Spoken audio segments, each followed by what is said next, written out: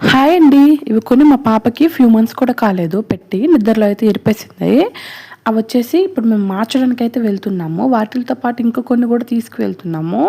వీటిని కూడా ఏం చేస్తామనేది చివరిలో అయితే మీకు చెప్తాను. చూస్తూ ఉండండి చివరి వరకు.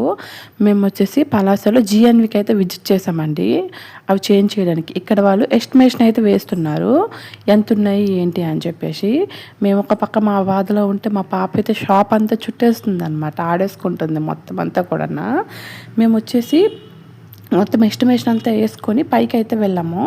పైకి వెళ్ళిన తర్వాత అక్కడంతా కూడా దగ్గ మెరిసి పడిపోతున్నాయండి బాబు.